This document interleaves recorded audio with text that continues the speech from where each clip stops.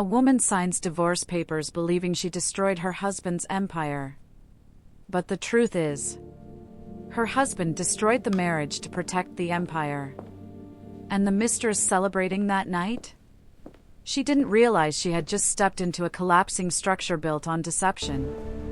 Because when the numbers finally surfaced, the signature that ended everything became the evidence that exposed it all.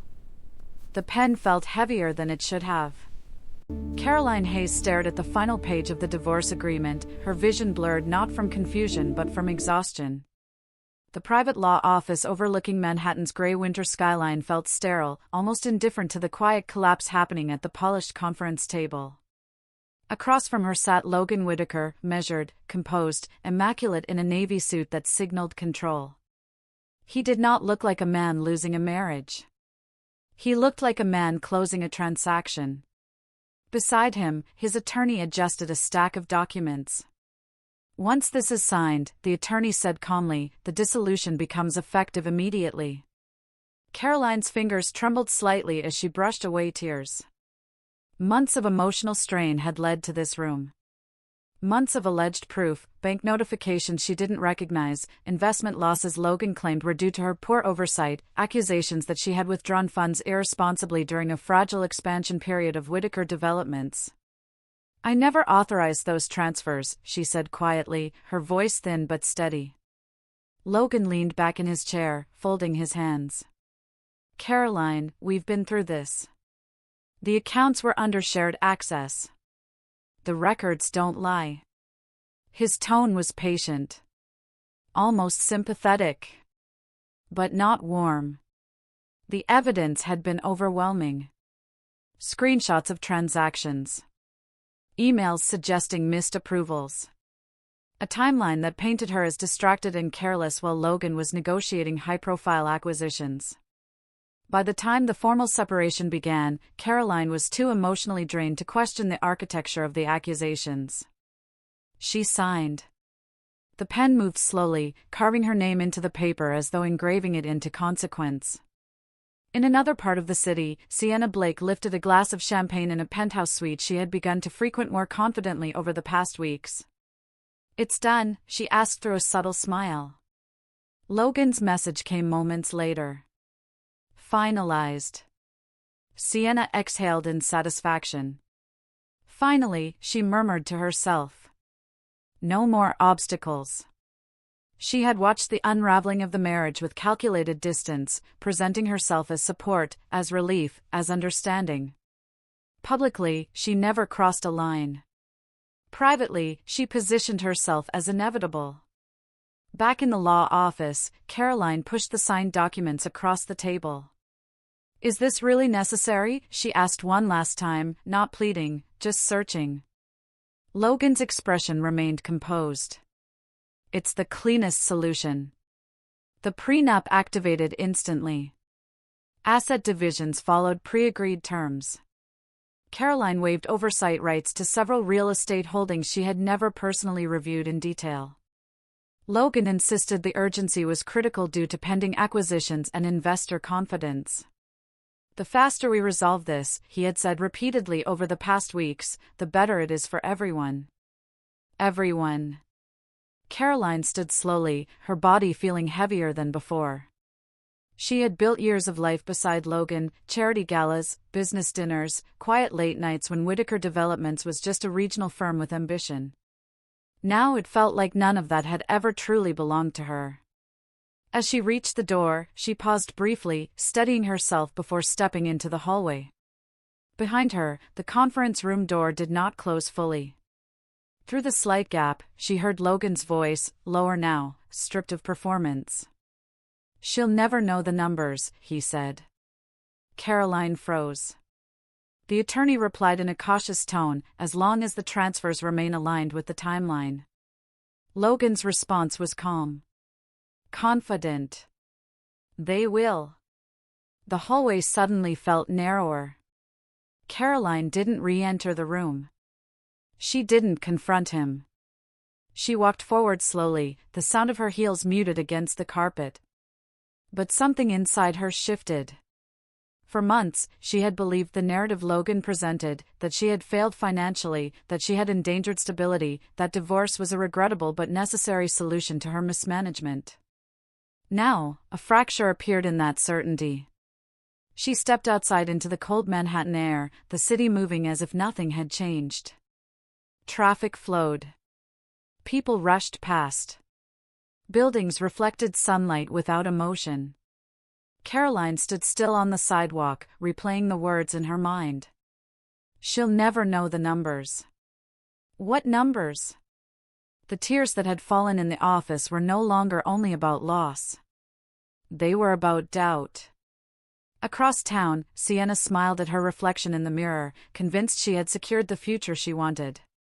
She did not know she was celebrating a lie. And Caroline, standing alone beneath the skyline she once admired, began to realize something far more unsettling than betrayal. The divorce may have ended her marriage. But it might have just uncovered something much bigger. The apartment felt unfamiliar without Logan's presence, as if the silence itself carried accusation. Caroline Hayes sat at the dining table surrounded by neatly stacked divorce documents, settlement disclosures, and asset summaries that now felt less like closure and more like a puzzle missing key pieces. The phrase echoed again in her mind. She'll never know the numbers. At first, she told herself it meant nothing. A passing comment. A business reference. But the more she reviewed the paperwork, the less the math made sense. Several real estate holdings listed as transferred prior to dissolution appeared to have shifted ownership just days before she signed. The valuations were unusually compressed. Properties previously discussed at 8 figures were now listed at revised figures far lower. Caroline had never handled day-to-day finances, but she understood timelines. And this timeline felt engineered. Across town, Sienna Blake hosted a small gathering in Logan's penthouse, her laughter light and effortless. Fresh starts, she declared, raising her glass. She believed the divorce marked her ascension, not realizing she stood on structural fault lines. Logan, meanwhile, maintained complete composure. Investors continued to congratulate him on navigating personal matters cleanly. He believed Caroline emotionally drained, financially boxed in, unlikely to question anything further. He underestimated something fundamental. Caroline was not naive. Her phone buzzed mid-afternoon with an unknown number. I think you deserve to understand what you signed. The message was direct. Not threatening. Not dramatic. She hesitated before responding. Who is this? Ethan Caldwell. Former internal auditor at Whitaker Developments. The name triggered memory. Ethan had attended board reviews quietly, often presenting compliance summaries without flourish. He had resigned abruptly 2 months before the divorce filing. Why contact me now? She typed. Because the transfers happened during your separation week. They met at a quiet cafe downtown the following morning. Ethan looked cautious, scanning the room before sitting. You don't have long before this becomes irreversible, he said quietly. I signed, Caroline replied. It already is. Not necessarily, Ethan said. He opened a tablet and turned the screen toward her. Charts, timestamps, entity structures. During the week you were negotiating settlement terms, 3 offshore LLCs acquired majority control in 2 major developments, he explained. Those LLCs were incorporated days earlier. Caroline leaned closer. The controlling signatory? She asked. Ethan tapped the screen. Logan Whitaker. Her breathing remained steady, but something cold settled beneath her ribs. I was told those properties were under board review, she said. They were, Ethan replied. Until your oversight authority was quietly removed. She looked up sharply. Removed? Ethan nodded. 3 days before the formal divorce filing, your executive advisory status was amended internally. You no longer had visibility into acquisition adjustments. I never agreed to that, she said. It was presented as routine restructuring, Ethan replied. buried in a compliance update. Caroline felt the architecture forming around her. And the valuations? She asked. Artificially suppressed before transfer, Ethan said. Then revalued upward once ownership shifted. The implication was clear. Logan insulated assets before finalizing divorce, she whispered. Ethan's voice remained careful. There's more. He scrolled further. $40 million moved through a holding account during your separation week. Caroline's eyes narrowed slightly. For what purpose? Listed as acquisition stabilization, Ethan replied. But no public acquisition matches that amount. The cafe noise faded into distant hum. Where did it go? She asked. Offshore Consolidation Fund, Ethan answered. Temporarily. Temporarily, she repeated. He assumed you wouldn't audit post-divorce, Ethan said quietly. That you'd walk away relieved to be free of conflict. Caroline leaned back, absorbing the scale of it. Months of emotional pressure. Staged evidence of her financial irresponsibility. Accelerated timelines. Urgency framed as stability. It had not been panic. It had been positioning. Does Sienna know? She asked. Ethan shook his head. She's proximity, not planning. That aligned with everything Caroline suspected. Sienna celebrated visibility. Logan engineered leverage. Why tell me? Caroline asked finally. Ethan's expression hardened slightly. Because compliance became complicity. And because you were made to believe you failed. Silence lingered between them. Caroline closed her eyes briefly, replaying the weeks leading to her signature. The late-night arguments. The documents Logan placed before her. The subtle implication that she had endangered his empire. He hadn't been cleaning up her mistakes. He had been cleaning up his own. As she stood to leave, Ethan added one final sentence. You should know, he said quietly, the $40 million wasn't the only diversion. Caroline paused. How much? She asked. Ethan met her gaze directly. During the week you signed your divorce papers, he said, Logan diverted $40 million out of shared holdings. The lie Sienna celebrated was bigger than betrayal. It was financial deception disguised as marriage collapse. Logan Whitaker understood one principle better than most men in Manhattan real estate: control the story, control the outcome. Within days of Caroline's quiet meeting with Ethan Caldwell, subtle shifts began appearing across financial blogs and lifestyle publications. Anonymous sources close to the couple described Caroline as emotionally overwhelmed during the final months of the marriage. One article suggested she had struggled with financial decision-making under stress. Another framed the divorce as her choice, citing irreconcilable instability. None of it was overtly cruel. It was far more effective than that. Caroline read the headlines from her apartment with a calm she didn't entirely feel. The narrative wasn't accidental. It was structured, just like the asset transfers. Logan wasn't merely protecting his finances, he was insulating his reputation before she could question the settlement publicly. At a high-profile charity event in the Hamptons, Sienna Blake appeared beside Logan with calculated elegance. Cameras flashed. Her hand rested lightly on his arm, possessive but subtle. When a reporter asked about the recent divorce, Logan's expression turned solemn. Caroline needed space, he said evenly. It was her decision. I support her healing.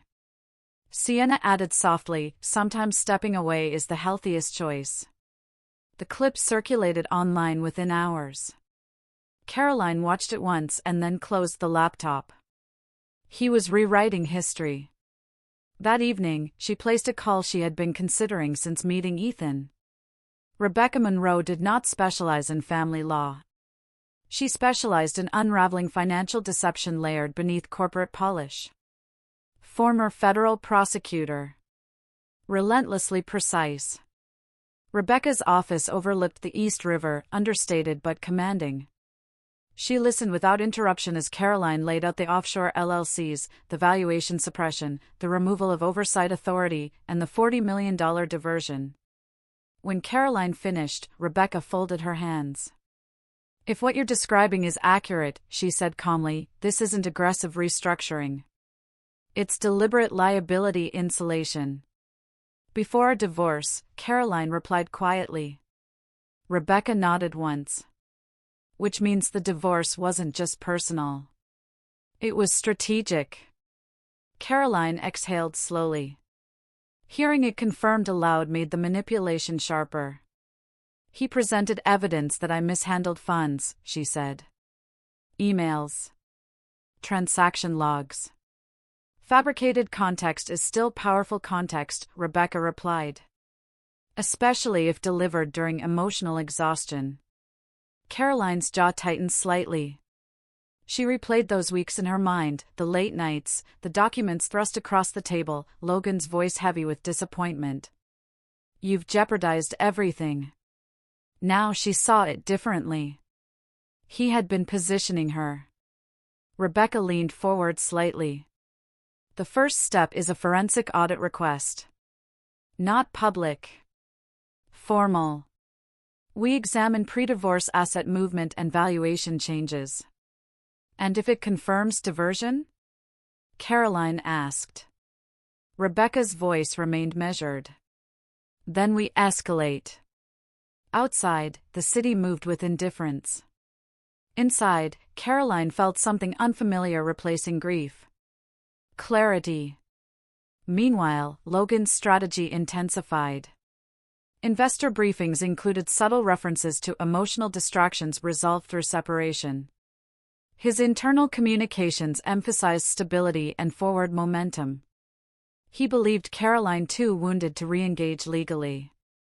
He underestimated her capacity to recover.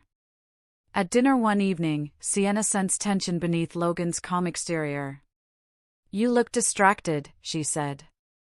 "It's temporary," Logan replied. "Transition periods always are." "You don't think she'll cause problems?" Sienna asked lightly. Logan's expression hardened briefly. Caroline signed. "That's what matters." But the tone lacked certainty. Back in Rebecca's office, the audit request documentation was prepared meticulously. Every offshore entity cross-referenced. Every timestamp aligned with separation milestones. Rebecca paused before finalizing the filing. "There's something you need to understand," she said carefully. "If this audit reveals criminal exposure, it won't just be financial recovery. It could become federal." Caroline held her gaze. "And if I do nothing?" she asked. Rebecca's answer was simple. "Then his version becomes permanent." Silence stretched between them. Caroline stood and walked toward the window, staring at the skyline she once believed symbolized partnership. Now it represented perspective. "I won't be the story he tells," she said quietly. Rebecca nodded. The paperwork was submitted. Across the city, Logan received notification that a formal forensic audit inquiry had been initiated regarding pre-divorce asset transfers. He stared at the message longer than necessary. Caroline was not staying silent. Rebecca's phone buzzed again with preliminary confirmation. She looked at Caroline, her expression serious. "There's something else," Rebecca said. "What?" Caroline asked. "If this opens fully," Rebecca replied, "it won't just expose diversion. It could expose criminal exposure tied to corporate filings." Caroline understood immediately. "And that puts me at risk too," she said. Rebecca did not soften it. "Yes." The war Logan engineered was no longer about reputation. It was about survival. The forensic audit did not arrive with fireworks. It arrived in spreadsheets. Rebecca Monroe spread the printed summaries across her conference table, each page marked with color-coded flags. Caroline sat opposite her, posture steady, eyes sharp. What had once been emotional devastation had evolved into analytical focus. The pattern is clear, Rebecca said quietly. These aren't isolated transactions. They're structured. She pointed to the first column. 3 shell LLCs incorporated within 10 days of the separation announcement. Each registered under holding entities in Delaware, then layered through secondary registrations in the Cayman Islands. These LLCs acquired controlling interests in 2 of Whitaker Development's most valuable properties, Rebecca continued. But here's the manipulation.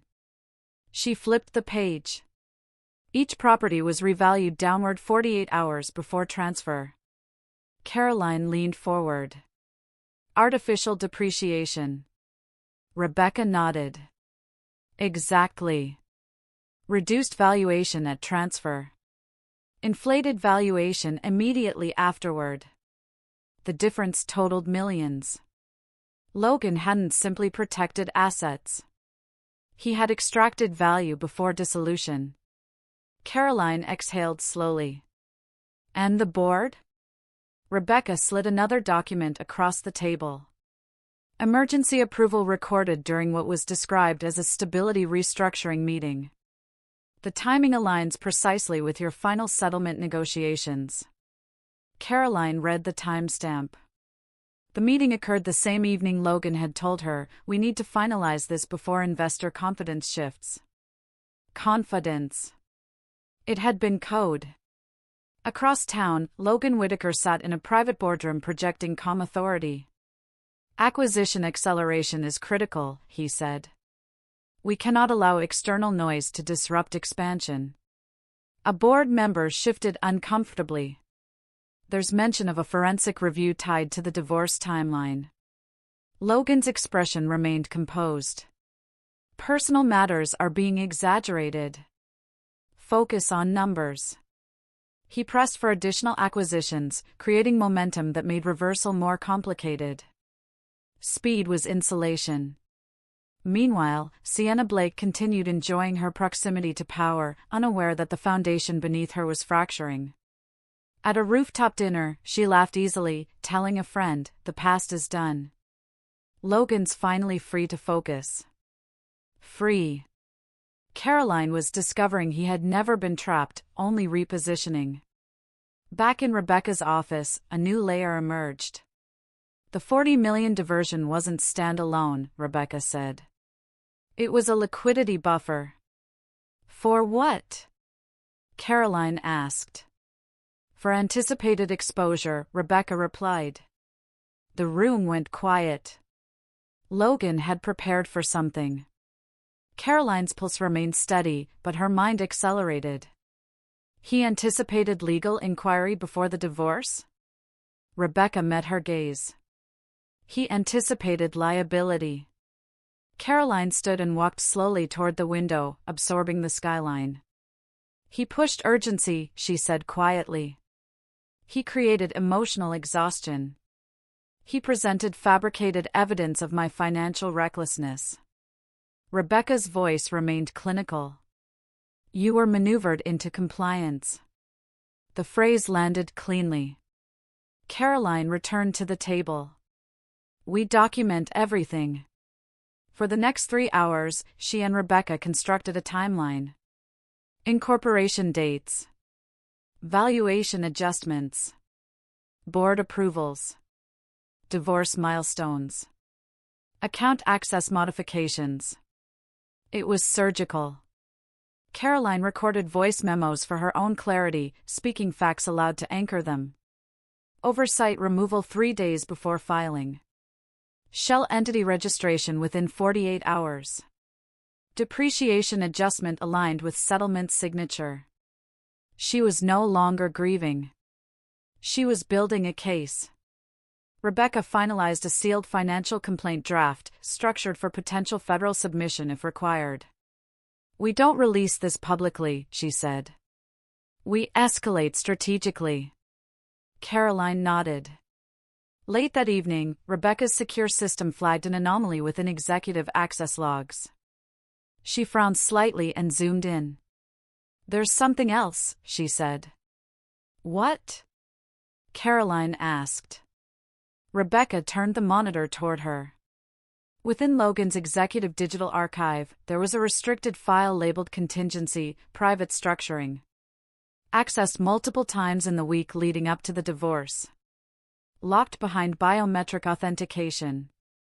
"This wasn't part of the standard audit," Rebecca said slowly. Caroline's expression sharpened. "What is it?" Rebecca's tone grew cautious. "It's encrypted. Directly tied to Logan's personal executive authorization." Silence filled the room. Logan hadn't simply moved assets. He had documented something. Caroline felt a new layer of understanding forming. The divorce wasn't just timed around financial shifts. It was planned around them. Rebecca leaned back slightly. "If that file contains internal strategy notes or recordings," she said carefully, "it could confirm intentional manipulation." "And if it does?" Caroline asked. Rebecca's answer was steady. "Then this stops being divorce fallout." Caroline stared at the encrypted file identifier glowing on the screen. It had been accessed the night before she signed. Her chest tightened, not with grief, but with realization. Logan hadn't panicked. He had executed. Rebecca closed the laptop slowly. "That file," she said, "changes everything." And somewhere across the city, unaware that his private contingency archive had been discovered, Logan Whitaker believed the past was sealed. It wasn't. The sealed complaint left Rebecca Monroe's office at 6:42 a.m. It did not trend online. It did not leak to the press. It traveled quietly through encrypted federal channels to the Securities and Exchange Commission, accompanied by forensic summaries, valuation discrepancies, offshore structuring timelines, and documented oversight removal preceding a high-value asset reallocation. Caroline Hayes did not feel victorious when it was submitted. She felt precise. By midweek, Logan Whitaker was standing inside the executive boardroom preparing to finalize the largest acquisition in Whitaker Development's history, a coastal commercial portfolio positioned to elevate his firm into a national tier. Investors dialed in remotely. Analysts projected aggressive expansion curves. Then his general counsel's phone vibrated. She read the notification once. Then again. "Logan," she said carefully, "the SEC has issued a preliminary review notice." The room shifted. "For what?" Logan asked, voice steady but colder. "Pre-divorce asset transfers tied to internal valuation adjustments." Silence expanded across the polished table. "This is procedural," Logan said quickly. "We proceed." But minutes later, another message arrived. Pending review, the acquisition approval was temporarily frozen. Not denied. Not rejected. Frozen. Investors began sending rapid inquiries. Market confidence wavered. Analysts shifted tone from certainty to caution within hours. Logan stepped into his private office and shut the door harder than necessary. "She wouldn't dare," he muttered. Across town, Caroline's phone lit up with alerts, not from tabloids, but from financial news outlets. Whitaker acquisition paused amid regulatory inquiry.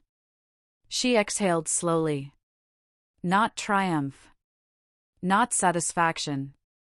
Just confirmation. The freeze was not punishment. It was leverage shifting. At a private lunch the next day, Sienna Blake felt the first tremor of instability. Invitations were postponed. A brand partnership meeting was quietly rescheduled. Friends asked cautious questions. "Is this serious?" someone whispered. "It's routine," Sienna insisted, though doubt had begun creeping beneath her confidence. That evening, Logan requested a meeting. Not through attorneys. Directly. Caroline agreed to meet in a neutral midtown conference suite arranged by counsel. Rebecca remained present, seated silently at the far end. Logan entered composed but visibly strained.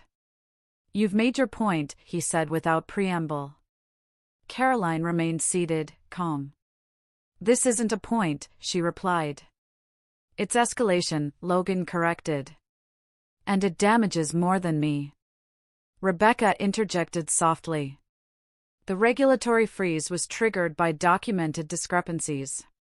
Logan ignored her. His focus remained on Caroline. I can revise the settlement, he said. Expanded financial compensation. Full oversight restoration.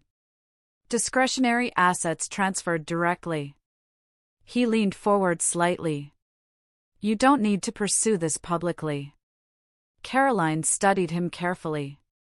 Months earlier, this tone might have unsettled her. Now she saw it for what it was, containment strategy. You engineered the divorce to isolate liability, she said evenly. You signed voluntarily, Logan replied. I signed under false context. The air sharpened. Logan's composure cracked just slightly. This will spiral beyond control. Caroline's voice did not rise. Truth doesn't need approval. The sentence landed between them without emotion, which made it more powerful. Logan leaned back slowly. You don't understand the scale. I understand enough, she replied. Silence stretched. He stood first. You're risking more than you think. Then you shouldn't have structured it this way, she answered quietly.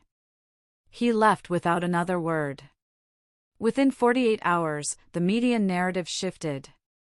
Analysts began referencing the regulatory inquiry not as divorce fallout, but as potential corporate misconduct exposure. Commentators questioned valuation timing. Phrases like structured insulation and executive liability shielding entered headlines. Caroline's name appeared again, but differently. Former spouse may be key witness in asset inquiry. She did not grant interviews. She let documentation speak. Logan's board convened emergency sessions. Some members advocated cooperation. Others urged aggressive legal defense. Confidence fractured. Sienna publicly minimized her appearances, stepping back from high-profile events. The celebration had cooled. Late Friday afternoon, Rebecca received official communication from federal investigators. She read it twice before looking at Caroline. They're escalating, Rebecca said quietly. Caroline held her gaze. How far? She asked. Rebecca's expression remained steady. They're requesting your sworn testimony. The freeze had been the turning point. Now it was no longer about transactions. It was about testimony. The first subpoenas arrived on a Tuesday morning. They were delivered without spectacle, plain envelopes, federal insignia, procedural language. But inside Whitaker Developments, the impact was immediate. Senior executives were instructed not to discuss them. Legal teams were mobilized. Internal emails were flagged for preservation. By noon, the atmosphere had shifted from confident expansion to controlled containment.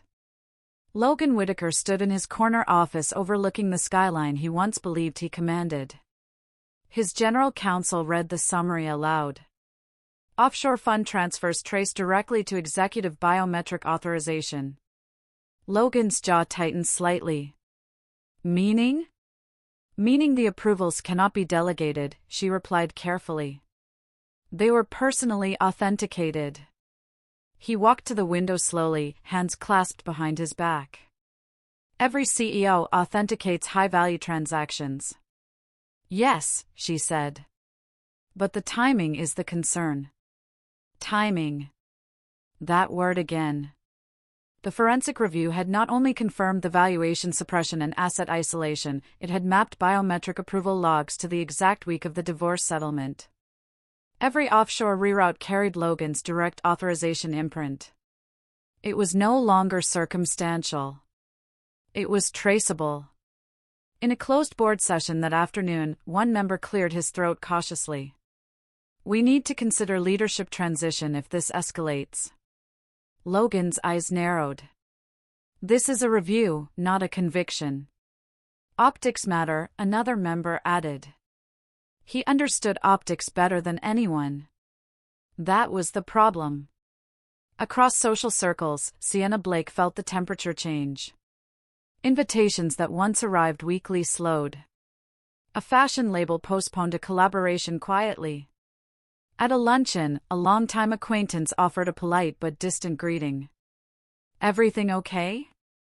Sienna asked lightly. "Just busy," the woman replied. Busy was code for cautious. Sienna confronted Logan that evening in the penthouse. "You said this was procedural," she said, tension barely masked. "It is," Logan replied sharply. "Caroline is being used as leverage." "By who?" she asked. He didn't answer directly. Instead, he poured himself a drink and stared at the city. Inside Whitaker Developments, internal email reviews revealed something more damaging than numbers: language. One message from Logan to the finance director read, "Accelerate transfers before dissolution date. Reallocation must appear organic." Another, "Board narrative requires emphasis on stabilization." The phrasing was deliberate. Not panicked. Structured. Rebecca Monroe reviewed copies forwarded through federal channels and closed the file slowly. "This is intentional misrepresentation," she said. Caroline sat across from her, no longer emotionally fragile. Her voice was steady now. "He didn't improvise," she said. "He executed."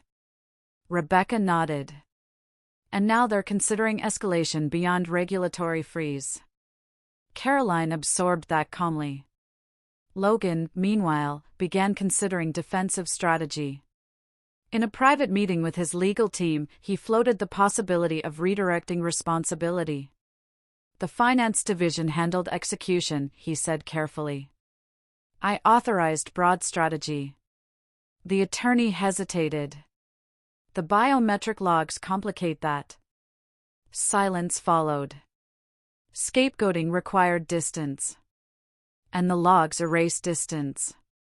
Late that evening, another development surfaced. Federal investigators had accessed executive-level archives as part of compliance review. Within Logan's secure digital vault, they identified a restricted folder labeled Contingency Strategy, Dissolution Phase. It had been accessed repeatedly in the week leading up to Caroline's signature.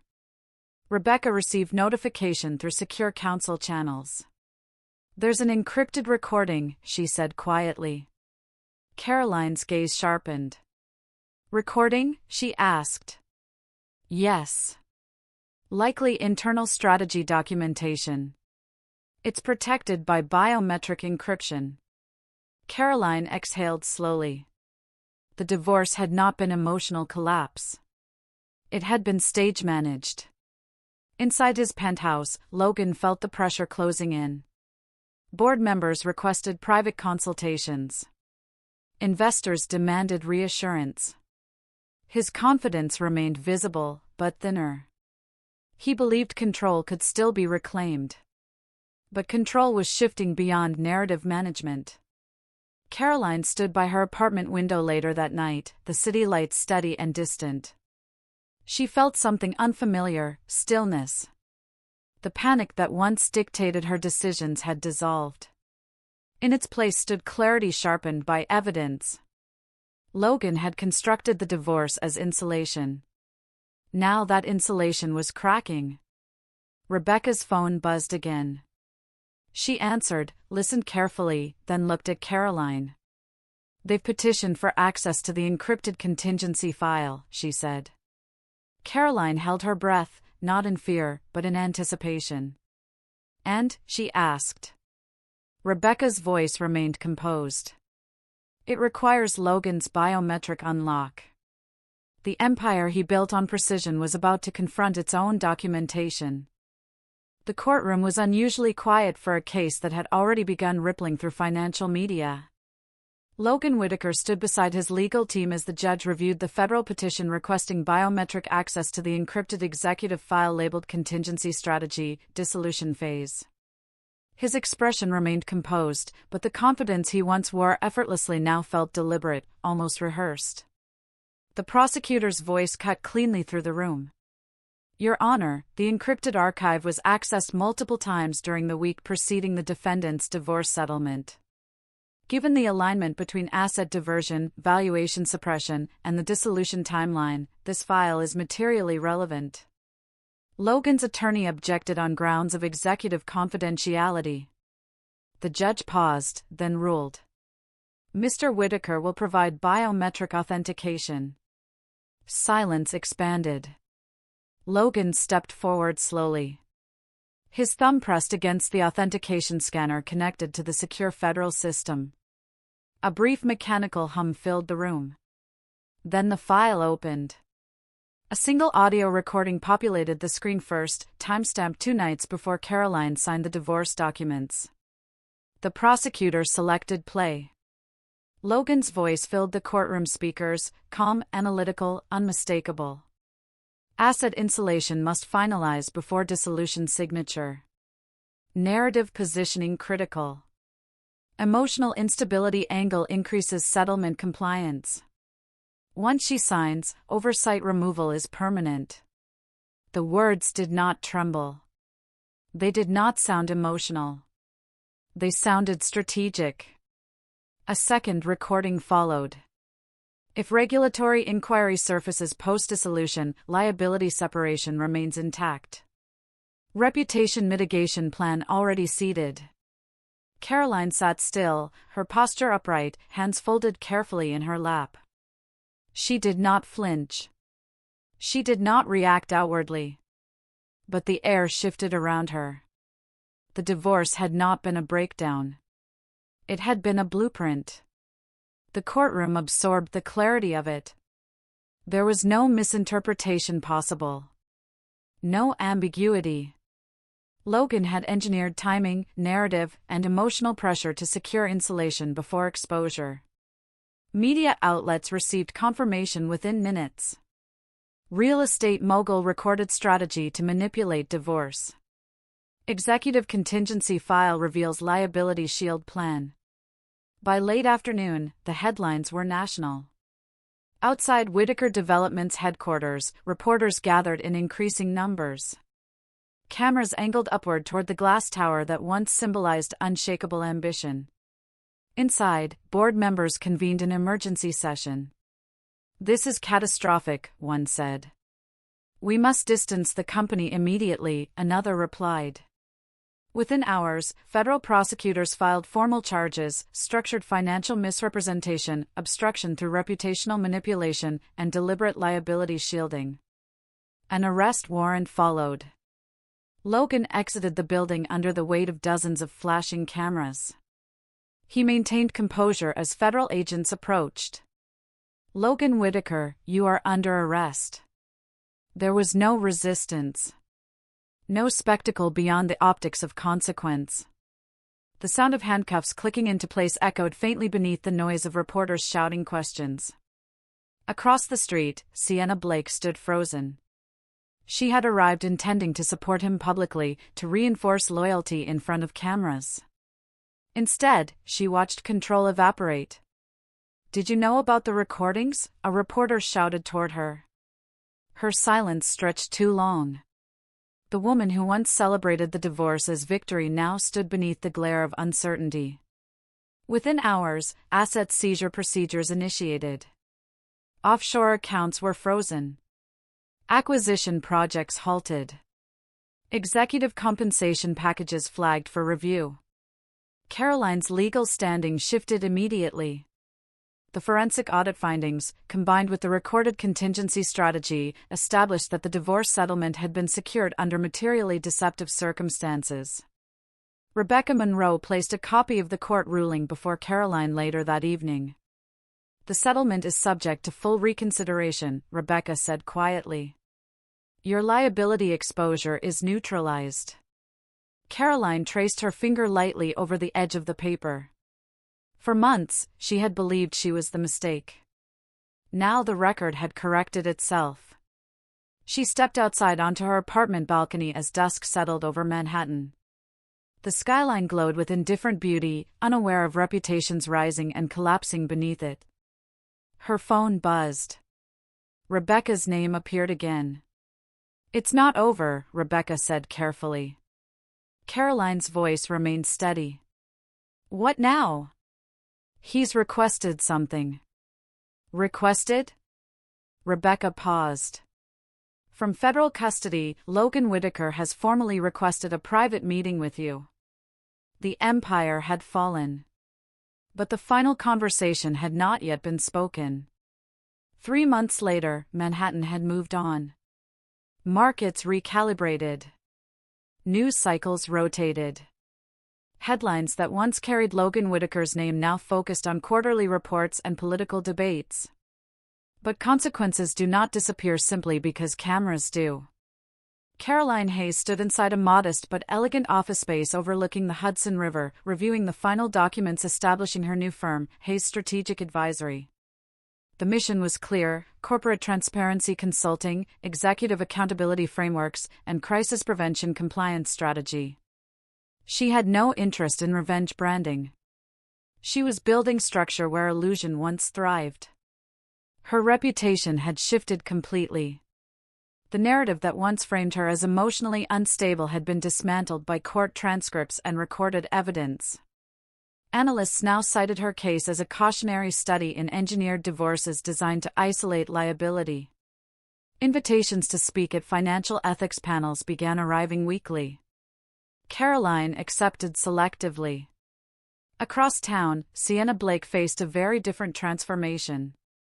The penthouse lease had quietly ended. The charity board she once served on cited rotational restructuring. Invitations to social events slowed, then stopped. In private circles, her name was mentioned cautiously, never accusatory, just inconvenient. One afternoon at a cafe she used to frequent confidently, 2 women lowered their voices as she approached. The shift was subtle, but unmistakable. Association had consequences. Sienna had celebrated the divorce as a victory, publicly polished, privately triumphant. She had believed she secured permanence. Instead, she had attached herself to a collapsing structure. Logan Whitaker remained in federal custody awaiting sentencing proceedings. The board of Whitaker Developments had restructured leadership entirely. Asset seizures continued. Investigations expanded into related subsidiaries. Caroline agreed to the requested private visitation. The federal facility was sterile, controlled, stripped of status. Logan entered the room wearing neutral clothing, no longer surrounded by assistants, attorneys, or cameras. For the first time in years, there was no performance. "You didn't have to come," he said quietly. "I know," Caroline replied. They sat across from each other at a metal table, the air heavier than before but calmer. Logan studied her carefully. "I thought I was protecting everything I built." "You were protecting control," she answered. He exhaled slowly. The divorce was strategic. There was no denial now. "I know," she said. He looked down briefly. "I didn't expect you to fight." Caroline's expression remained steady. "You didn't expect me to understand." Silence lingered between them. "I regret it," Logan said finally. "Regret losing the company?" she asked. He hesitated. "I regret miscalculating you." The honesty was precise. Caroline reached into her coat pocket and removed her wedding ring. It had remained with her, not as attachment, but as reminder of how easily narrative can distort reality.